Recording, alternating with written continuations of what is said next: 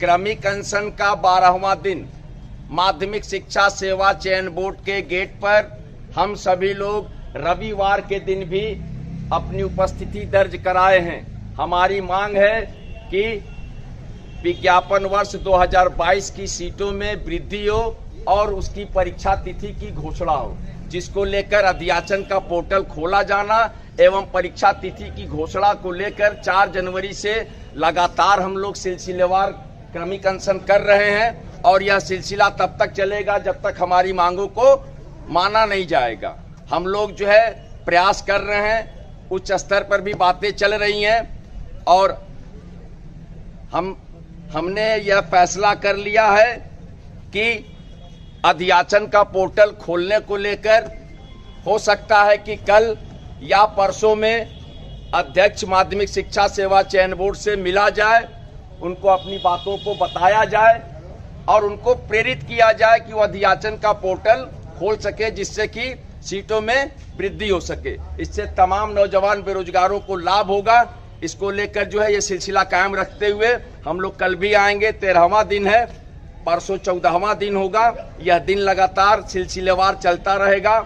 हम अपनी मांगों को माने जाने तक बैठे रहेंगे और मैं उत्तर प्रदेश के तमाम नौजवान बेरोजगारों को बताना चाहूँगा कि आज हम लोग जो है इलाहाबाद शहर के विधायक जनप्रतिनिधियों को भी आज पोस्ट कार्ड के माध्यम से उत्तर प्रदेश सरकार के 2 उप मुख्यमंत्री माननीय केशव प्रसाद मौर्य जी और ब्रजेश पाठक जी और इलाहाबाद पश्चिम के विधायक पूर्व कैबिनेट मंत्री माननीय सिद्धार्थनाथ सिंह जी, इलाहाबाद दक्षिण के विधायक और कैबिनेट मंत्री नंद गोपाल गुप्ता नंदी जी और शहर उत्तरी के विधायक हर्षवर्धन वाजपेयी जी, इन सभी लोगों को हम लोगों ने आज पत्र भेजने का कार्यक्रम किया है। आप देख सकते हैं कि यहाँ तमाम प्रतियोगी छात्र भाई और बहन बैठे हुए हैं। सबके हाथों में जो है पोस्ट कार्ड है और वो जो है यह पत्र लिखने का काम कर रहे हैं। यह पत्र आज प्रेषित किया जाएगा और गुहार लगाई जा रही है अपने जनप्रतिनिधियों के माध्यम से, उप मुख्यमंत्री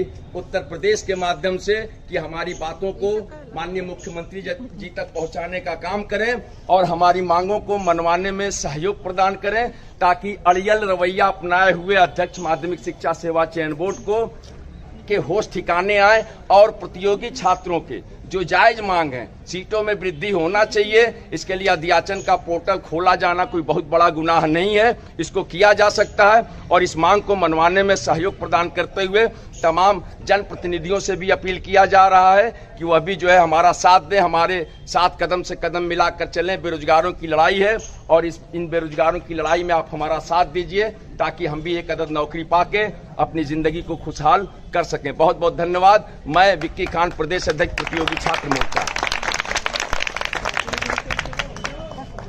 मेरे भाई,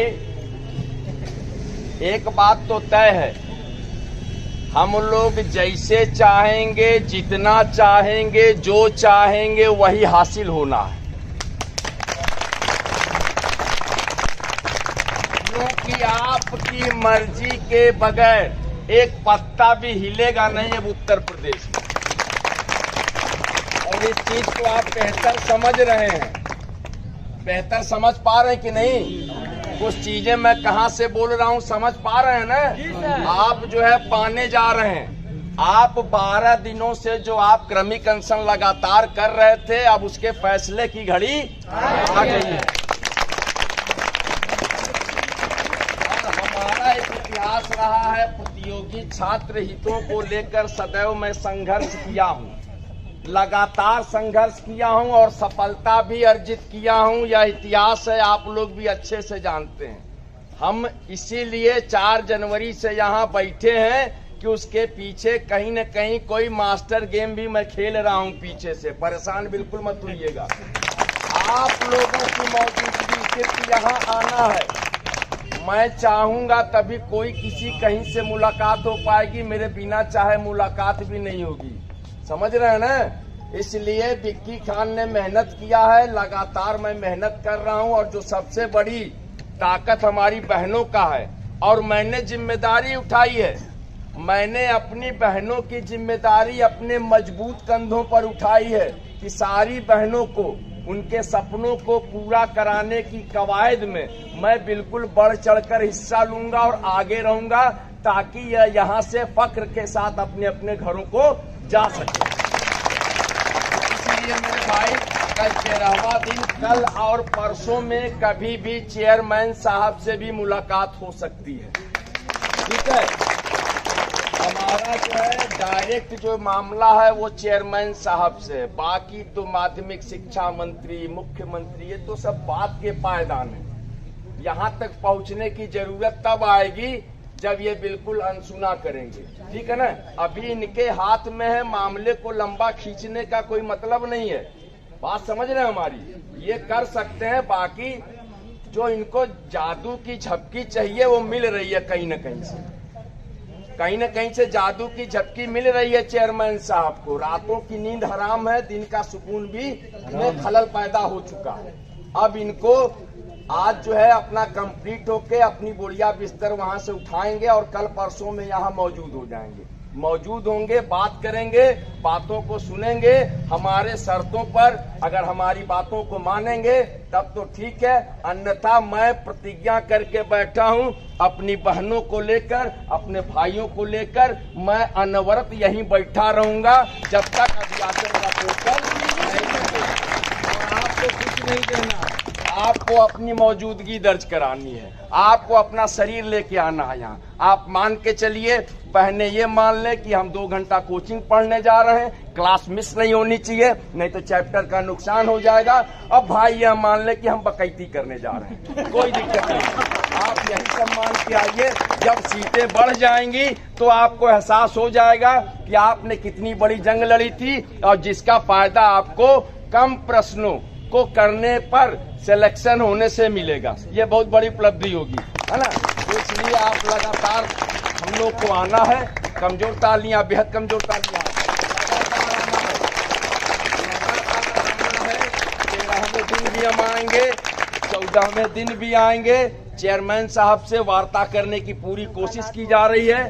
करने के बाद ही हम कोई निर्णय करेंगे कि हमको क्या करना है। हमने फैसला कर लिया, चेयरमैन साहब अगर तैयार होते हैं, वो तैयार हो जाएं कि ठीक है हम अधियाचन का पोर्टल खोलने जा रहे हैं, हम अपनी दरी उठा लेंगे, हमें कोई एतराज नहीं और शौक भी नहीं है।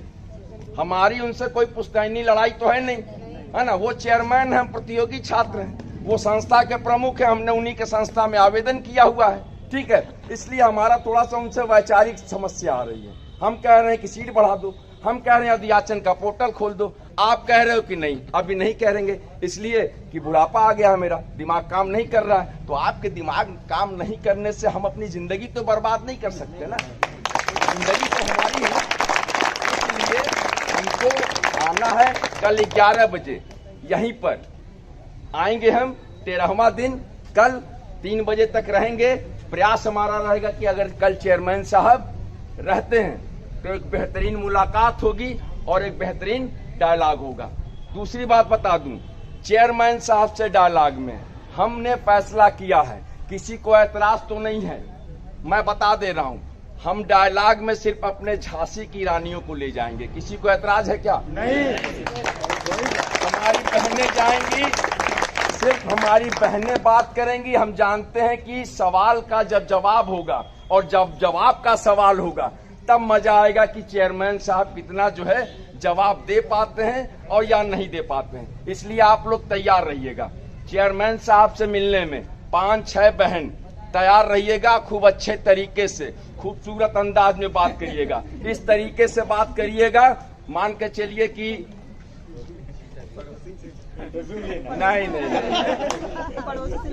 नहीं, वहां बात कर रहे हैं जहां पे हमेशा लहजा तल्ख रहता है।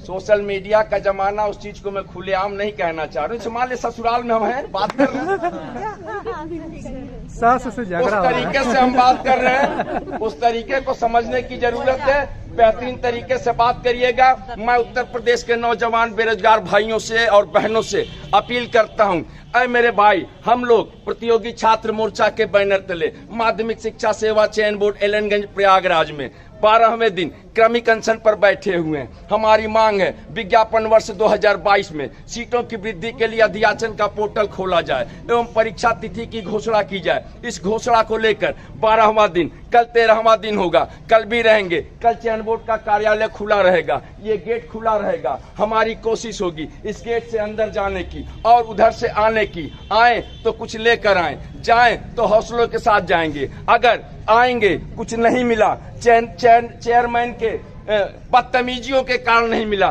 तो फिर हम यहीं बैठेंगे, फिर परसों जाएंगे, फिर नरसों जाएंगे। सिलसिला हमारा चलता रहेगा।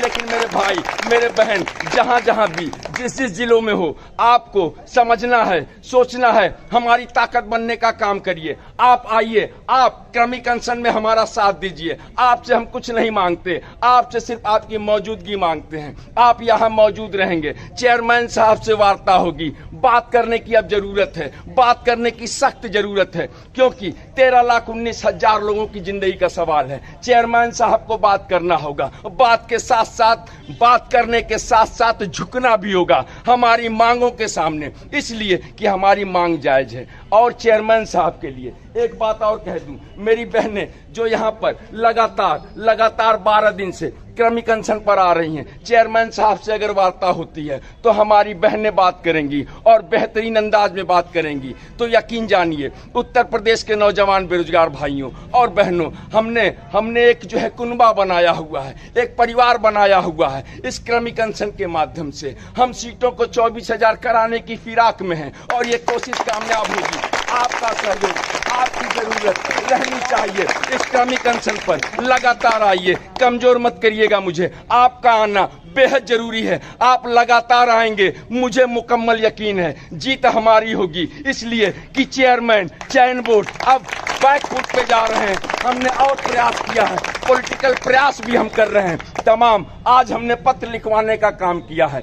शहर इलाहाबाद पश्चिम, उत्तर, दक्षिण, प्रयागराज पश्चिम, उत्तर, दक्षिण, तीनों जगह के विधायकों के नाम से हमने पत्र लिखवाया है। उनसे आग्रह किया है कि आप जो है माननीय मुख्यमंत्री तक हमारा संदेश पहुंचाइए। हमने उत्तर प्रदेश के दोनों उप मुख्यमंत्री ब्रजेश पाठक जी, केशव प्रसाद मौर्य जी, उनके नाम से भी आज पत्र लिखा है कि आप भी हमारी बातों को, हमारी आवाज को माननीय मुख्यमंत्री जी तक पहुंचाइए, ताकि माननीय मुख्यमंत्री जी को यह पता चलना चाहिए कि उनके प्रदेश में क्या हालात है।